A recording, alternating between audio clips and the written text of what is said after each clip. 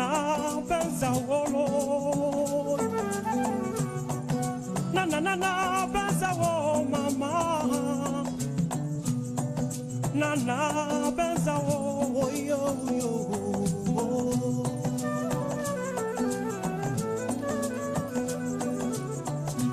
Kafu kafu ye tena mino nana we,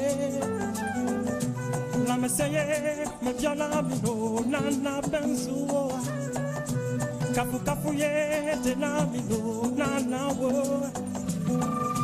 akbejiti ye me viola mino nana wora. Rien a priori ne prédestinait la petite Manavi à une aussi grande réussite lorsqu'elle vint au monde en 1921 à Thiéviers, à 35 km de Lomé. Alors, grand carrefour commercial où venaient s'approvisionner en vivres et en produits de rente des ménagères et commerçantes de tout genre, Thiéviers ne pouvait laisser indifférent le couple Ahiankpor qui a dû s'y installer pour ses activités. L'homme, acheteur de produits, la femme, revendeuse d'articles divers. C'est dans cet environnement que devait se forger le destin de Manavi, Manatès si l'on préfère, car c'est à cette entreprise Manavi Textile que se rattache toute l'histoire de cette femme d'affaires de qui les Nanabens tiennent toute leur réputation et leur mythe.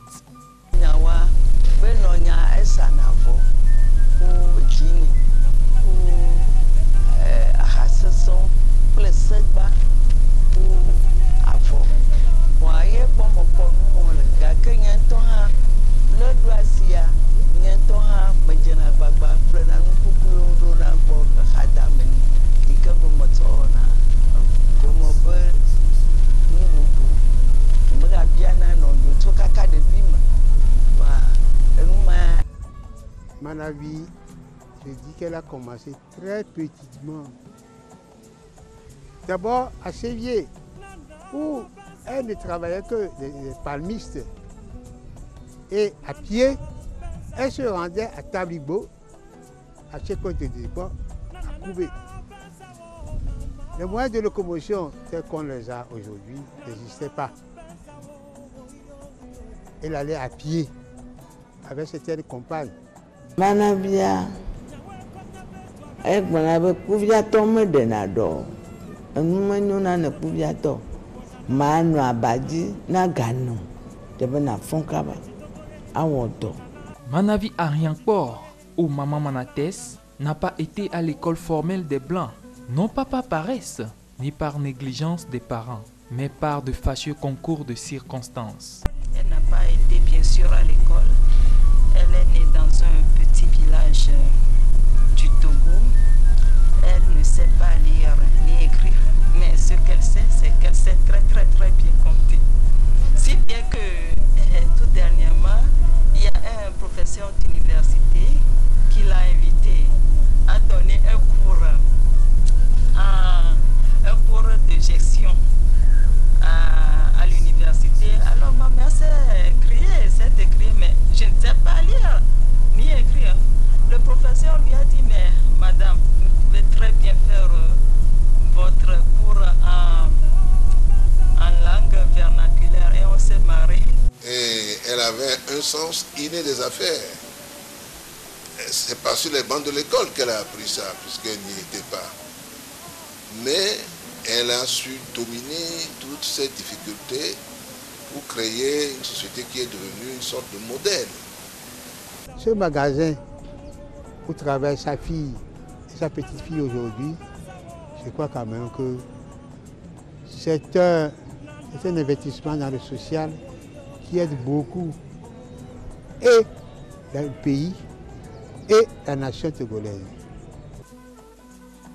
Comme tout premier pas dans les affaires, les siens ont aussi été balbutiants, faits aussi bien de difficultés naturelles que d'obstacles posés par les uns et les autres. Beaucoup de pression aussi, mais qui ne l'ont jamais fait défaillir. Une force de caractère qu'elle tient peut-être davantage de son tempérament de conquérante. Toujours intrépide, elle sait tenir la dragée haute aux hommes. Elle sait se défendre contre tout agresseur. Et elle n'avait pas froid aux yeux. Elle raisonnait sainement et elle allait toujours de l'avant. La rigueur, le goût du travail bien fait sont d'autres points forts de Maman Manavi et Manatès n'en est qu'une éloquente illustration. Les premières années, elle avait travaillé seule. Mais très tôt, elle a dû s'associer les services de sa fille. Il s'agit de Madame Maggie Lawson Boy-Ala, fonctionnaire de son état, à qui la mère prévoyante et prévenante conseilla de demander une mise en disponibilité afin de venir l'épauler dans son commerce. Ce que celle-ci fit sans trop hésiter, décidée à rendre à sa mère la contrepartie de l'immense dévouement dont elle particulièrement bénéficiait. C'était en 1977. Intraitable en affaires, elle n'aimait ni les paresseux ni les fainéants. Elle ne pouvait faire bon ménage qu'avec les travailleurs. Cette ligne de conduite ne lui a pas trop mal réussi. Maman Manatès était très connue des milieux économiques, religieux et politiques. Sa réputation de femme d'affaires honnête et battante a donc franchi les frontières togolaises, ce qui lui a valu de nombreuses invitations à l'étranger, de nombreuses décorations et autres distinctions honorifiques en Hollande, en Angleterre, en Allemagne, Hong Kong, etc. L'influence de Manatès a été telle qu'elle a souvent offert de bonnes bouffées d'oxygène à certaines entreprises de la place.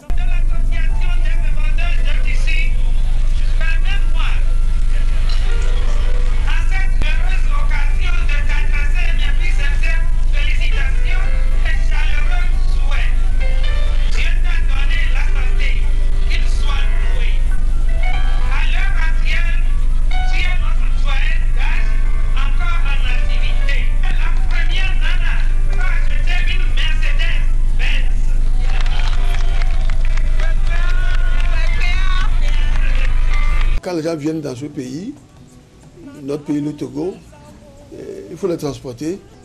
Alors nous sommes togolaises. Pourquoi ne pas aider le gouvernement à transporter les